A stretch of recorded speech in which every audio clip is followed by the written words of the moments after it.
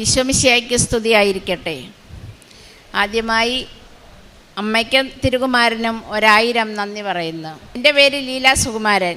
ഞാനിവിടെ ഉടമ്പടി എടുത്തത് 17/1/2025. ഞാൻ ഇവിടെ ഉടമ്പടി എടുക്കാൻ കാരണം എനിക്ക് എൻ്റെ ഞങ്ങൾക്ക് വീട് നഷ്ടപ്പെട്ട് ഞങ്ങൾക്ക് കുറച്ച് കടബാധ്യതയുണ്ടായിരുന്നു. അങ്ങനെ ഞങ്ങളുടെ വീട് വിറ്റ് ആ വീട് വിറ്റ പൈസ കൊണ്ട് ഞങ്ങളുടെ കടബാധ്യതകൾ തീർക്കാമെന്ന് വിചാരിച്ചു. പക്ഷേ അത് ഞങ്ങൾക്ക് സാധിച്ചില്ല. വീട് വിറ്റ് കഴിഞ്ഞപ്പം ഞങ്ങളുടെ എഴുത്തുകുത്ത് സമയമായി. എഴുത്തുകുത്തിന് ചെന്നപ്പം ഞങ്ങളുടെ വീടിൻ്റെ തരം മാറ്റം അത് സാധിക്കത്തില്ലെന്ന് പറഞ്ഞ് എഴുത്തുകുത്ത്. എന്താണെന്ന് വെച്ചാൽ 2020 വരെ ഞങ്ങളുടെ വീട് വസ്തുവായിട്ട് ഞങ്ങൾ കരം അടച്ചുകൊണ്ടിരുന്നതായിരുന്നു.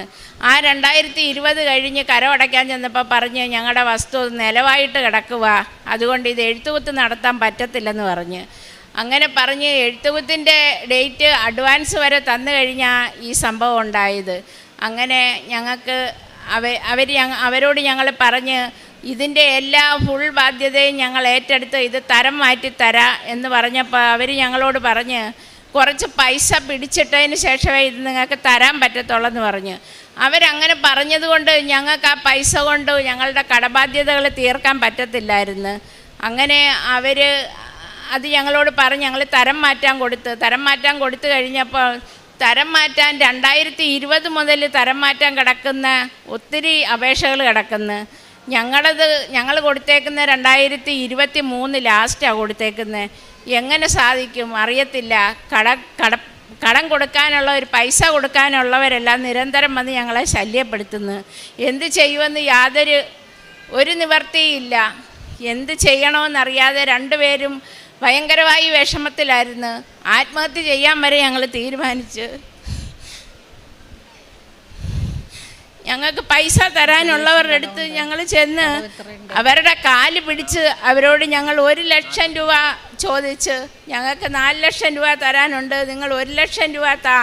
ആ പൈസ കൊടുത്ത് ഇപ്പോൾ പലിശ മാത്രം കൊടുത്തൊന്ന് നിലനിർത്തട്ടെ എന്ന് പറഞ്ഞിട്ട് അവർ തരത്തില്ലെന്ന് പറഞ്ഞ് അന്ന് ഞങ്ങൾ രണ്ടുപേരും കൂടെ കരഞ്ഞുകൊണ്ട് തിരിച്ചു പോന്ന്.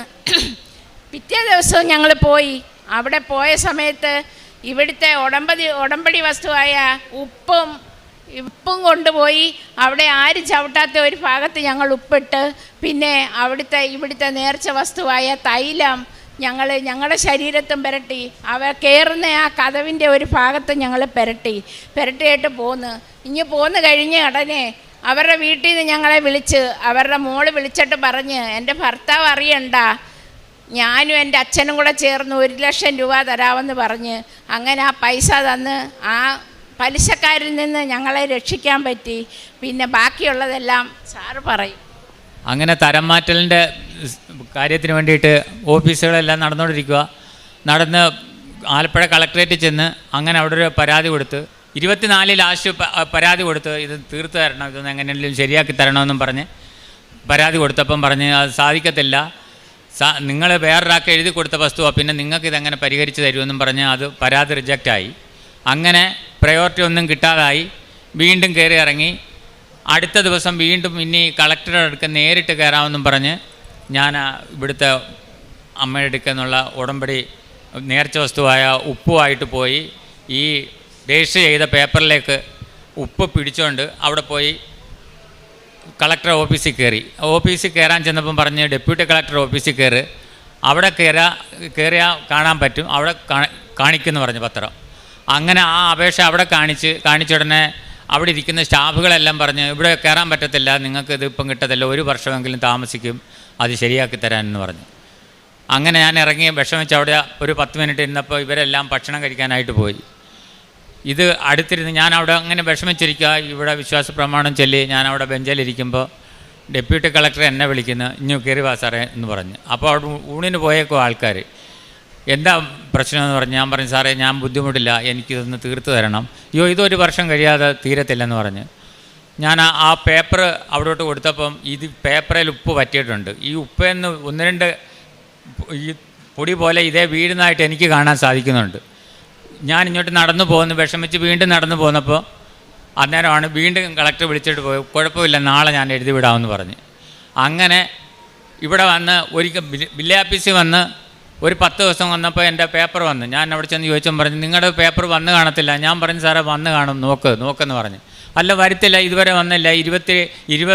2020 കൊടുത്തവരുടെ പോലും ഇതുപോലെ വന്നിട്ടില്ല, പിന്നെ നിങ്ങളുടെ ഇതെങ്ങനെ ശരിയാകാനാ എന്ന് പറഞ്ഞു. അല്ല സാറേ, വന്ന് കാണും. നോക്കിയപ്പോൾ അദ്ദേഹം കമ്പ്യൂട്ടറിൽ നോക്കിയപ്പം പേപ്പർ ഓർഡറായി റെഡിയായി വന്നിരിക്കുക. അതാണ് അമ്മ എനിക്ക് തന്ന ഏറ്റവും വലിയ ആദ്യത്തെ ഒരു അനുഗ്രഹം തന്നേക്കുന്നത്. അടുത്തയാണെന്നുണ്ടെങ്കിൽ ഞാനൊരു കെട്ടിടത്തിൻ്റെ കോൺട്രാക്ടർ വർക്ക് എടുത്ത് ചെയ്യുന്ന ആളാണ്. 9 വർഷമായിട്ട് ഒരു വീട് പണിഞ്ഞു കൊടുത്ത വകയിലെ 3 ലക്ഷത്തി ചില്ലറ രൂപ എനിക്ക് കിട്ടാനുണ്ട്. അങ്ങനെ കേസായി 9 വർഷത്തോളം ഇതിന് നടക്കുക. അങ്ങനെ കേസ് ഇടയ്ക്കിടയ്ക്ക് തള്ളിപ്പോവും, വിടും, വീണ്ടും വീട്ടുകാർ വരത്തില്ല. അങ്ങനെ എല്ലാം പ്രശ്നമായി. മധ്യസ്ഥത വെച്ച് ഇവർ മധ്യസ്ഥയ്ക്ക് വരത്തില്ല. അങ്ങനെ തരാനുള്ള ആൾ ഈ ഞാൻ വസ്തു കൊണ്ടുവന്ന് കേസായി ജപ്തി ചെയ്ത് ഈ വസ്തു വേറൊരാൾക്ക് അദ്ദേഹം കൈമാറിയപ്പോൾ അവരെന്നോട് പറഞ്ഞ്, ഞാൻ ഈ വസ്തുവെല്ലാം ഉടമസ്ഥന് പൈസ കൊടുത്തിട്ടുണ്ട്, ആധാരം അവർക്ക് പോക്കുവരായിട്ടില്ല. അവരും ആകെ പറ്റിക്കപ്പെട്ട് എന്നോട് പറഞ്ഞ്, ഞാനിതിൽ ആത്മഹത്യ ചെയ്യാൻ പോവുക. ആ മാഡം പറഞ്ഞ്, ഞാനിത് ആത്മഹത്യ ചെയ്യാൻ പോവുക, എനിക്ക് വേറൊരു മാർഗ്ഗമില്ല. ഞാൻ അദ്ദേഹത്തിന് 34 ലക്ഷം രൂപയും കൊടുത്തതാണ്, നിങ്ങളുടെ പേരില്ല. ഞാൻ പറഞ്ഞ്, നിങ്ങളിനി ഈ പൈസ കിട്ടാതെ അങ്ങ് ഒഴിഞ്ഞു തരണം, അല്ലെങ്കിൽ ഞാനിതിൽ ആത്മഹത്യ ചെയ്യുമെന്ന് പറഞ്ഞ്. ഞാനങ്ങനെ വിഷമിച്ച് ആകെ പ്രശ്നമായി. അമ്മ എന്ത് ചെയ്യുന്ന, അവരെ കാട്ടി ബുദ്ധിമുട്ടില്ല ഞാൻ ഇരിക്കുന്നത്. കാരണം ഈ വീട് പണിയാനായിട്ട് സൊസൈറ്റിക്ക് വായ്പ എടുത്താൽ ഈ വീട് പണിത് ഞാൻ കൊടുത്തേക്കുന്നത്. അമ്മ ഇത്രയും എനിക്ക് ബുദ്ധിമുട്ട്, ഇപ്പോൾ എനിക്കും കിടക്കാടമില്ല, അവരും ഇത്രയും ബുദ്ധിമുട്ടിലായാലും ഇദ്ദേഹം ഇത്രയും പറ്റിച്ചല്ലോ എന്നുള്ള പറഞ്ഞ് വേദനിച്ച് അങ്ങനെ ഇരുന്ന് ഇവിടെ വന്ന് ഒരു പ്രാവശ്യം വീണ്ടും ഈ ഉടമ്പടി ഉപ്പും തൈലും ഒക്കെ ആയിട്ട് ഞാൻ പോയി ആ വീട്ടിലൊക്കെ കുറച്ച് പൂശി ആ ഉടമ്പടി ഉപ്പും ഇട്ട് കുറച്ച് കഴിഞ്ഞ് അങ്ങനെ കേസായി. വക്കീലുമായിട്ട് മധ്യസ്ഥയിലായി. ഒരു ദിവസം കൊണ്ട് വിളിച്ചിട്ട് പറയുന്ന, ഈ 30-ാം തീയതി നമുക്ക് കേസ് തീർക്കാമെന്ന് പറഞ്ഞ്. അങ്ങനെ മധ്യസ്ഥ പറഞ്ഞ് ഞാൻ റെഡിയാ. അങ്ങനെ മധ്യസ്ഥ പറഞ്ഞ് വക്കീലുമായിട്ട് പറഞ്ഞ് ആ പൈസയ്ക്ക് ഒരു മാസത്തെ അവധി പറഞ്ഞ്. 1 മാസം കഴിയുന്നുണ്ട്. ആ 1 മാസം ആകുന്നുണ്ടെങ്കിൽ കോടതി അവധിയാവും. അത് ഞങ്ങളും അറിയുന്നില്ല. അപ്പോഴുണ്ട് അവർ 1 മാസം അവധി പറഞ്ഞ ആ ഡേറ്റ് പെട്ടെന്നുണ്ട് ആ വീട്ടുകാരൻ വിളിക്കുന്നു, നിങ്ങൾ വാ, ഇപ്പോൾ ഉടനെ തന്നെ പൈസ റെഡി ആയിട്ടുണ്ട്, ഞാൻ പൈസ തരാമെന്ന് പറഞ്ഞു. അപ്പം ഞങ്ങൾ മധ്യസ്ഥയ്ക്ക് ഇരിക്കുമ്പം സമയത്ത് തന്നെ ആ കസേരയിലും വക്കീലിൻ്റെ അടുക്കയെല്ലാം ഈ ഉടമ്പടി ഉപ്പും ആയിട്ട് ഞാൻ അവിടെ ഇരുന്നുകൊണ്ട് ലേശം വിശ്വാസ പ്രമാണം ചൊല്ലി ഈ ഉടമ്പടി ഉപ്പും ബെതറിയിരുന്നു. അങ്ങനെ അവരെ അതിലിരിക്കുക. അതെല്ലാം പറഞ്ഞ് അങ്ങനെ മധ്യസ്ഥ ആയിപ്പോയത് തന്നെ. അപ്പോഴും ഞങ്ങൾക്ക് അനുഗ്രഹമാണ് കിട്ടിയത്. അത് കഴിഞ്ഞ് 1 മാസം അവധി പറഞ്ഞത് പെട്ടെന്ന് 20 ദിവസം ആയപ്പോൾ പറയുന്നു, നിങ്ങൾ വന്ന് ഈ പൈസ മേടിച്ചുകൊണ്ട് പോകുമെന്ന് പറഞ്ഞ്. അങ്ങനെ പൈസ കിട്ടി. ഞങ്ങൾ പോലും അറിയുന്നില്ല അടുത്ത 4 ദിവസം കഴിഞ്ഞാൽ കോടതി അവധിയാണെന്ന്. പിന്നെ നോക്കിയപ്പം കോടതി ഈ 4 ദിവസം കഴിഞ്ഞപ്പം കോടതി അവധിയായി. അങ്ങനെയുള്ള അനുഗ്രഹം വലിയ അനുഗ്രഹമാണ് കിട്ടിയത്. അങ്ങനെ പറഞ്ഞാൽ തീരാത്ത വിധത്തിൽ. അതുപോലെ തന്നെ വേറൊരു അനുഭവമുണ്ട്. ഞാൻ ചെയ്തുകൊണ്ടിരിക്കുന്ന ഒരു ബിസിനസ്, ഇവിടുന്ന് ബിസിനസ് പരാജയമായ കാരണം ഞാൻ തമിഴ്നാട്ടിലേക്ക് പോകാൻ തീരുമാനിച്ചു. തമിഴ്നാട്ടിൽ പോകുന്നതിന് എനിക്ക് യാതൊരു പരിചയവുമില്ല. ഭാഷയൊക്കെ കുറച്ച് എനിക്കറിയാമെങ്കിലും ഒരു വീട് കണ്ടുപിടിക്കാനൊന്നും എനിക്ക് പരിചയമില്ല. ഞാനും ഇവിടുന്ന് എൻ്റെ ഭാര്യയും കൂടെ ട്രെയിനകത്ത് കയറി ഒരു പരിചയമുള്ള ഒരാളെ സംഘടിപ്പിച്ച് തരണേ അമ്മ മാതാവേ എന്നും പറഞ്ഞ് പ്രാർത്ഥിച്ച് ഞങ്ങൾ ഇവിടുന്ന് എറണാകുളത്ത് ചെന്നപ്പം റെയിൽവേ സ്റ്റേഷനിൽ ഈ സ്ഥലത്തിറങ്ങേണ്ട ഒരാളുമായിട്ട് നേരെ പരിചയപ്പെടുത്തു. ഈ സ്ഥലത്തേക്ക് ഒരാളിനെ ഞങ്ങളുടെ കൂടെ ഇരുത്തുക. ആ കമ്പാർട്ട്മെൻറ്റിൽ തന്നെ ആളിനെ റെഡിയാക്കി തന്ന് അദ്ദേഹം തന്നെ ഞങ്ങൾ ഇറങ്ങേണ്ടടുത്ത് ബസ്സിൻ്റെ ടിക്കറ്റ് വരെ എടുത്ത് ഈ ബസ്സിന് കയറിയാൽ മതിയെന്ന്. അവിടെ ചെല്ലുമ്പം പറയുന്നു, അപ്പോഴും പറഞ്ഞ്, അമ്മയെ ഞാൻ ഏത് വീടെടുക്കും എനിക്കറിയത്തില്ല, എനിക്കൊരു അടയാളം തരണേന്ന്. ആ അടയാളം ഒരാൾ വന്നിട്ട് വീട് വിളിച്ചുകൊണ്ട് വന്ന് കാണിക്കുന്നത് അമ്മയും തിരുകുമാരനും കൂടി ഇരിക്കുന്ന ഫോട്ടോ പതിച്ച വീട്. ഇതിൽ കൂടുതൽ അടയാളം എനിക്ക് അമ്മ എന്തോ തരാനാ. ഞാൻ അവിടെ നിന്ന് തന്നെ കരഞ്ഞ് പ്രാർത്ഥിച്ചു, അമ്മേ ഇത് മതിയാതെ എനിക്കറിയത്തില്ല ആ ഏത് വീടെടുക്കണം. ഇവിടെ ഇരിക്കുന്ന ആൾക്കാർക്ക് അറിയാൻ സാധിക്കും. നമ്മൾ സ്ഥലം വിട്ട് പോയി കഴിഞ്ഞാൽ ഏത് വീടാണ് നമുക്ക് നല്ലതെന്ന് അറിയാൻ സാധിക്കും. അങ്ങനെ എനിക്ക് അടയാളം തന്ന് ഈ 20-ാം തീയതി ഞങ്ങൾ അവിടോട്ട് പോവുകയാണ്. അമ്മയുടെ അനുഗ്രഹം മേടിക്കാനും കൂടി ഞങ്ങൾ വന്ന് ഈ അനുഗ്രഹങ്ങൾ. പിന്നെ ഞങ്ങളുടെ പ്രേക്ഷിത വിലയെന്ന് പറഞ്ഞാൽ ഇവിടുന്ന് പോയി 1 മാസത്തിലെ അരിപ്പാട് ആശുപത്രിയുടെ ഭാഗത്തൊക്കെ ഫുഡ് കൊടുക്കുന്ന സ്ഥലമുണ്ട്, ഫുഡ് കൊണ്ടുവെക്കുന്നത്. അങ്ങനെ കൂടിയിരിക്കുന്നവർക്കും അവിടെയൊക്കെ അലഞ്ഞിരിച്ച് നടക്കുന്നവർക്കും അവിടെ ഒരു അലമാര പോലെ വെച്ചിട്ടുണ്ട്. അതിനകത്ത് ഞങ്ങൾ ഒരാഴ്ച 3-4 പ്രാവശ്യം ഞങ്ങളെ കൊണ്ട് കഴിയുന്ന 5-10 ഫുഡൊക്കെ കൊണ്ട് കൊടുക്കുകയും അവിടെ കൊണ്ട് വിതരണം ചെയ്യുകയും ചെയ്യും. പിന്നെ പത്രങ്ങൾ ഞാൻ ഇവിടുന്ന് പോയപ്പം തന്നെ തമിഴ്നാട്ടിൽ പോയപ്പം തന്നെ 2 കെട്ട് പത്രം, തമിഴ് പത്രവും മേടിച്ചുകൊണ്ടാണ് പോയത്. അങ്ങനെ ഞങ്ങളവിടെ ഇറങ്ങുന്നതിനുള്ളിൽ തന്നെ ആ പത്രമെല്ലാം അവിടെ വിതരണം ചെയ്ത് അങ്ങനെ ഇവിടുന്ന് മാസത്തിൽ വന്ന് അമ്മയുടെ പത്രം മേടിച്ച് അവിടെ പ്രേക്ഷിത വേലയായിട്ട് ഞങ്ങളെല്ലാം പ്രവർത്തിക്കുന്നുണ്ട്. സ്വഭാവത്തിന് പിന്നാണെന്നുണ്ടെങ്കിൽ ഞങ്ങൾ തമ്മിൽ എപ്പോഴും നല്ല ബോണ്ടിങ്ങിലല്ല.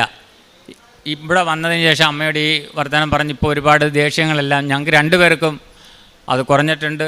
പിന്നെ എല്ലാം കൊണ്ടും ഹാപ്പിയായിട്ട് തന്നെ ഞങ്ങൾ പോകുന്നുണ്ട്. അമ്മ ഇതിനെല്ലാം കാരണം ഞങ്ങൾക്ക് ഒരുപാട് കഥകൾ പറയാനുണ്ട്, ഒരുപാട് പ്രശ്നങ്ങൾ എൻ്റെ മോൻ്റെതുണ്ട്. എൻ്റെ മോൻ്റെന്ന് പറഞ്ഞു കഴിഞ്ഞാൽ 25 വയസ്സുള്ള ആൾ ഇപ്പോഴും എന്തോ ബൈജിയോ ഗീജിയോ ഏതാണ്ട് കളിച്ചുകൊണ്ടിരിക്കുക റൂമിനകത്ത്. നിങ്ങൾ ഇരിക്കുന്ന ചെറിയ ആൾക്കാർ ശ്രദ്ധിക്കണം. അങ്ങനെ MSc പാസ്സായ മോന അങ്ങനെ റൂമിനകത്ത് അടച്ചിരുന്ന് കളിക്കുമായിരുന്നു. അമ്മയുടെ ഈ ഉടമ്പടി വസ്തു തൈലവും ഉപ്പും ചേർത്ത് അവന് ആഹാരങ്ങൾ കൊടുത്ത് അവനിവിടെ വരുത്തില്ലെന്ന് പറഞ്ഞ് അങ്ങനെ ഇപ്പം ഈ പോയിട്ട് 15-ാം തീയതി കഴിഞ്ഞ 15-ാം തീയതി ബാംഗ്ലൂരിന് ജോലിക്ക് വേണ്ടി പോയിരിക്കുക. അവന് റൂമിൽ നിന്ന് ഇറങ്ങി റൂമിൽ അടച്ചിട്ട് കളിക്കുമായിരുന്നു. ഇത് കൊടുത്തതിന് ശേഷമാണ് അമ്മയാണെങ്കിൽ എപ്പോഴും കരഞ്ഞ് ഇനി കണ്ണുനീരില്ലെന്ന് വേണമെങ്കിൽ പറയാം.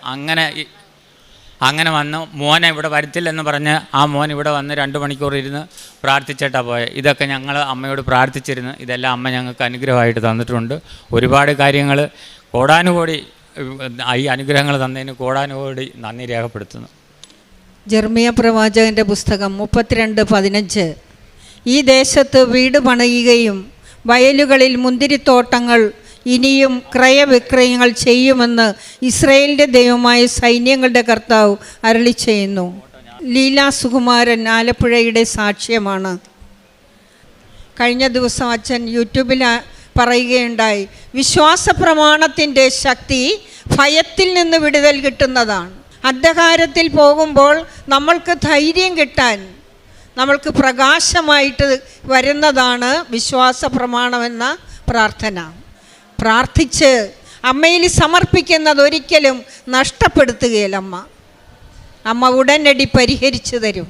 അങ്ങനെ അമ്മ ഇടപെട്ട കാര്യങ്ങൾ, അമ്മയോട് പറഞ്ഞു കൊടുത്ത കാര്യങ്ങൾ അമ്മ ഒരിക്കലും നഷ്ടപ്പെടുത്തുകയില്ല.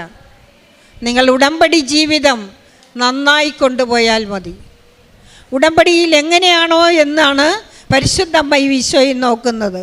അങ്ങനെ ഉടമ്പടി ജീവിതത്തിൽ കറ കൂടാതെ കാരുണ്യപ്രവൃത്തിയും പ്രേക്ഷിത പ്രവർത്തനവും യൂട്യൂബിലുള്ള ആരാധനയും അത് ഷെയർ ചെയ്യുന്നതും ഡെയിലി ബ്രെഡിലുള്ള പങ്കാളിത്തവും ഇതെല്ലാമാണ് ഉടമ്പടി ജീവിതത്തിൽ നമ്മളെ മുന്നോട്ട് കൊണ്ടുപോകുന്നത്, ശക്തിപ്പെടുത്തുന്നത്, ധൈര്യപ്പെടുത്തുന്നത്. അമ്മയുടെ കയ്യിൽ കൊടുക്കുന്നതും അമ്മയിൽ സമർപ്പിക്കുന്നതൊന്നും അമ്മ വെറുതെ കളയത്തില്ല. അമ്മ ഈശോയോട് പറഞ്ഞു, ശക്തനായവരിൽ നിന്ന് വൻ കാര്യം ചെയ്തു തരും. അതുകൊണ്ട് ഒരിക്കലും വിഷമിക്കരുത്, സങ്കടപ്പെടേണ്ട. അമ്മ മാതാവ് നമ്മുടെ കാര്യങ്ങളിൽ വളരെ ശ്രദ്ധയോടുകൂടി നിന്ന് ചെയ്തു തരും. ഉടമ്പടി എടുത്ത് പുതുക്കുകയും അവൻ എന്താ നമ്മളോട് പറഞ്ഞത് അത് ചെയ്യുകയും ചെയ്താൽ പരിശുദ്ധമ്മ ഒരിക്കലും നമ്മളെ കൈവിടില്ലെന്നുള്ള വലിയ ബോധ്യം തന്ന ഈ വലിയ സാക്ഷ്യത്തിന് പരിശുദ്ധമ്മ വഴി ഈശോയ്ക്ക് കരങ്ങളടിച്ച് നന്ദി പറയാം.